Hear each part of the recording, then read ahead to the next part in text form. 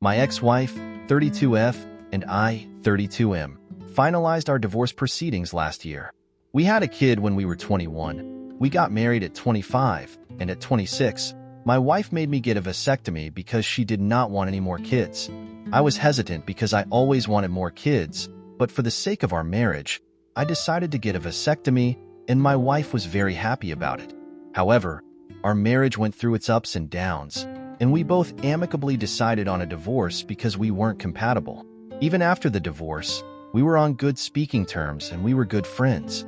However, a month after finalizing our divorce proceedings, I went to the doctor to check if my vasectomy could be reversed, and after evaluating everything, the doctor told me it couldn't be reversed. I was devastated and really regretted listening to my wife many years ago, who made me get this vasectomy and who also then divorced me later. I took a week off work because I was really struggling with this news, and I built up a lot of resentment towards my ex-wife. But for the sake of our son, I acted like everything was normal. However, I decided a week later, after speaking to my sister, that I needed a clean break from my ex-wife and to cut off all communication with her, even though she was my son's mother. My sister let my ex-wife know. The co-parenting arrangements would still be the same and I would drop and pick up my son. But if my ex-wife attempted to even say anything or speak to me, I would go to the courts and the co-parenting arrangement could then become extremely complicated. Any further communication with me would be via my sister. It's been almost a year since this arrangement, and my son asks me occasionally why I don't speak to his mom anymore. He told me he's seen his mom crying many times, especially after I drop him off, and when he asks her about it, she says nothing. My sister tells me my ex-wife is very remorseful about it, and if she could take it back, she would. And she's asked multiple times if we could at least communicate normally because she misses talking to me. But I will never go back on it, especially as I've now been dating my current girlfriend for a few months and we're becoming serious. Aita, top comments. 1. Go see another surgeon. Also, there is another procedure I think that can take a fine needle and extract sperm from the testes. There are options depending upon finances and where you live. Donor conception could also be an option. Also get therapy, just for getting through this. It's a very extreme response to your grief. 2. My Phil had to see 3 before he found one, and he had his reversed, and now my husband has a 13-year-old sister-in-law. Good luck. 3. WDH. I was told it could only be reversed during a limited time frame, and if whoever did it wasn't a butcher with a serrated knife. Could I trouble you with information on specifics of the procedure or surgeon? 4.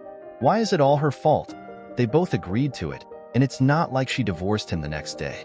They both wanted the divorce and were fine until he turned his disappointed all on her. He needs therapy and to stop blaming her for everything and expect that he had a big part in the decision.